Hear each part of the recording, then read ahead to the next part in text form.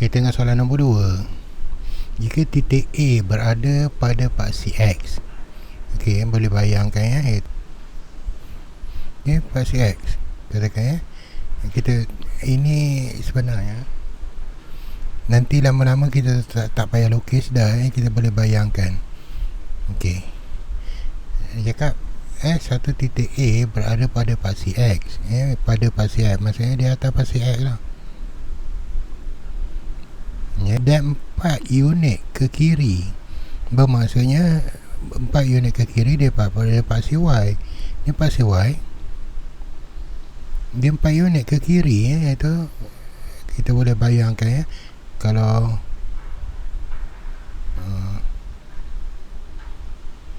dia 4 ke kiri bermaksudnya negatif 4. Itu dia yang dimaksudkan tadi. Dia kata K berada di atas paksi X tapi di belah kiri. Ini K. K itu kalau kita baca koordinat dia, kita baca paksi X dulu iaitu negatif 4 dan dia berada di Y dia kosong lah kalau dia berada tu. Okay, and then tentukan koordinat L pula yang berada 5 unit ke atas dari titik A.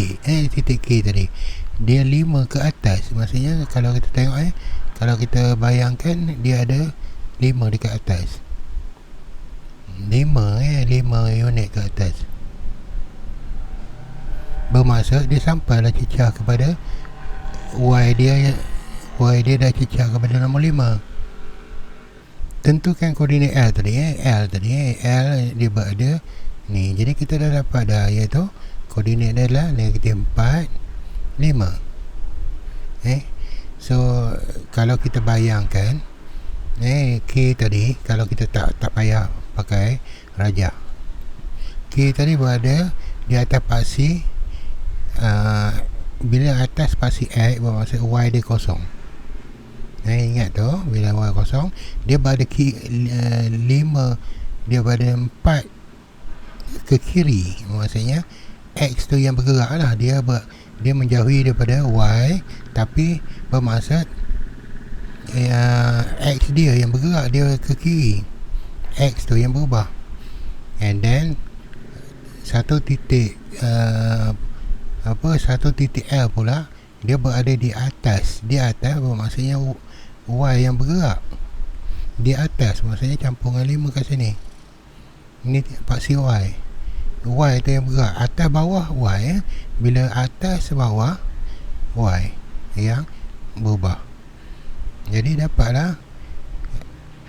kita dapatlah nilai L iaitu negatif 4. Ini dah tambah 5, kosong tambah 5, kita dapat 5. Jadi sama juga kalau kita bayang lukis. Jadi kita tak payah lukis dah lepas ni. Kalau dia berubah Y yang atas bawah, kita tambahkan Y. Kalau dia turun ke bawah negatif, kalau ke atas positif. Kalau kiri kanan X yang berubah. Boleh tu ya. Kita tengok soalan berikutnya. Okey, soalan nombor 3. Jika titik P, Q dan R masing-masing bergerak 2 unit ke selatan, 1 unit ke timur, nyatakan kedudukan baharu titik-titik itu. Hitung jarak. Mula-mula tentukan kedudukan. Okey. So ini dia bagi rajah, jadi kita buatkan rajah lah.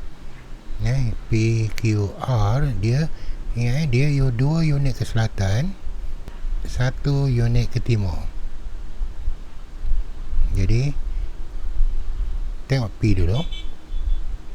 2 ke selatan bermaksudnya dia kalau cikgu saja kita belajar iaitu kalau kita tengok koordinat dia adalah 5, 4. 5, 4. Ini 2 unit ke selatan bermaksudnya selatan tegak. Yang involve yang terlibat adalah paksi Y. Jadi ke bawah selatan dia 2 saya tolak 2. tolak 2, tinggallah 5, 2. So dia berada dia dekat sini. Okay, and then dia bergerak 1 unit ke timur. Okay, bila dia sampai ke sini tadi, timur pula yang terlibat adalah kanan kiri. Jadi timur ke kanan, jadi tambah 1. Jadi 6, 2. Yang ni kita tambah 1, yang ni kita tolak 2. So jadi 6, 2. Kalau kita tengok kat rajah, dia tambah 1, jadi 6 lah. 6, 2. Macam tu. Ini P baru. P baru yang kita tandakan, P tanda, iaitu dia jadi dekat 6, 2. So kita kena label tu sebab nanti kita nak cari jarak. Okay, semua sekali itu P, Q pun bergerak yang sama. Kalau kita tengok Q ni, dia punya titik asal dia adalah 2, negatif 2. Jadi dia bergerak ke selatan 2. Selatan bermaksudnya atas bawah. Jadi terlibatnya jadi ke selatan kita tolak 2. Ni ke timur 1, kita tambah 1. Jadi kita tahulah Q baru kita adalah dekat Q tu dia selatan 1 sini. Jadi Q baru kita Q tanda kita adalah ini tambah 1 jadi 3. Dan yang ni dia tolak-tolak jadi negatif 4. Okay, and then R gitu juga. R kalau kita baca koordinat kita sekarang adalah negatif 4, 2. Jadi gitu juga dia selatan 2, selatan sebanyak 2, kita tolak 2. Dan ni tambah 1. Ni bila kita tambah 2 tolak 2 kosong. And then negatif 4 tambah 1 negatif 3. So R kita yang baru adalah dekat kosong, dekat negatif 3, kosong. Okay, dia dah bergerak semua. So sekarang dia suruh kira pula tu. Dia suruh kira jarak P ke Q. So kita dah ada koordinat, kita boleh pakai formula je P baru P baru ke Q baru. Kita tandalah P tanda dengan Q tanda. Jarak dia, kita pakai formula jarak. Formula jarak adalah kita tulis formula dulu, nanti yang lain nanti kita buat terus je. Iaitu X2 tolak dengan X1. X1 tolak dengan X2 pun boleh.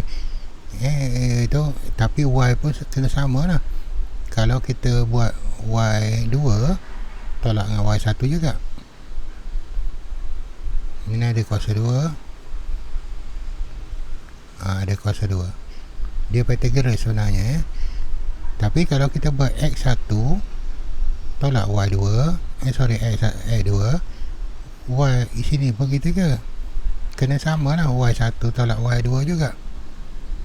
Okay, so kita punca kuasa 2 kan. Tu punca kuasa 2 kan semua. Tu formula jarak bukan susah pun kita ini dalam pembiasaan kita dibekalkan. So kita ambil P baru. P baru kita ni, kita ada tanda tadi. Okey, kita ambil X. Ini X, katakanlah kita anggap ini yang 2 lah. Tak kisah sebenarnya, ini kita anggap ini 2. So atas tolak bawah, katakan kita anggap 6 tolak dengan yang baru Q baru, ni Q baru. 6 tolak 3.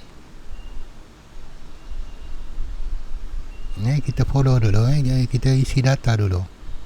Y pula, Y baru adalah 2 tolak dengan negatif 4. 2 tolakkan negatif 4 kuasa 2. Okay, so yang ni sebenarnya kalau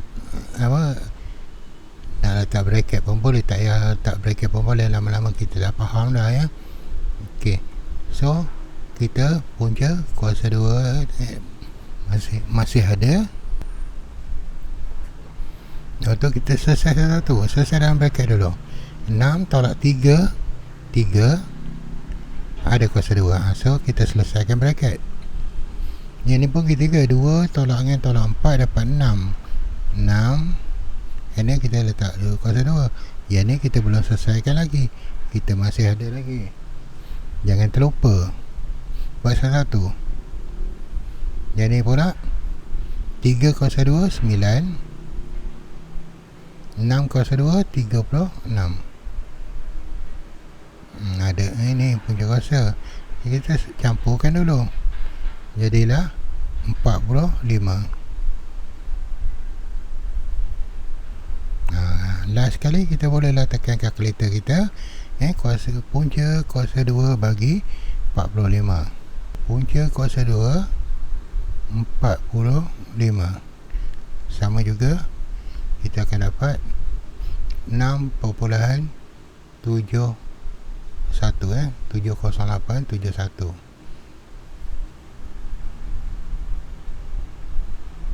unit. Sebab dia tak bagi ada. Okay, yang kedua dia suka cari RQ. So R baru kita ni Q ni. Jadi sama je, kita gunakan formula je So negatif 3 tolak 3. So RQ negatif 3 tolak 3. Okay, negatif 3 tolak 3.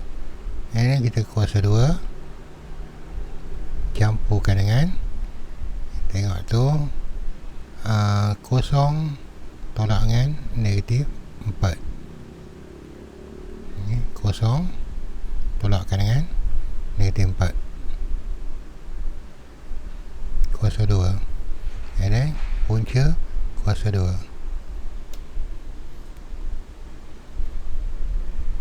Ini buat tu, ini cikgu buat terus dah faham dah. Negatif 3 dapat negatif 6. Negatif 6 kuasa 2 dapat 36. Okay. And then yang ni pula 0 tolak 4 kuasa 2 16. Punca kuasa 2. And then tambahkan 22 52 punca kuasa 2. Dan kita tekan kalkulator. Punca kuasa 2 bagi 52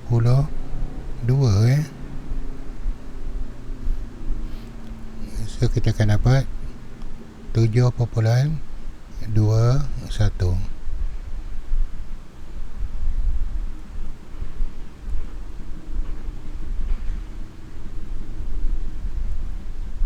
Okay, itu je So tak susah mana pun sebab dia suruh kita alihkan je. And then kita kira jarak je, kita pakai formula. Boleh faham tu boleh tu. Okay, kita tengok soalan berikut.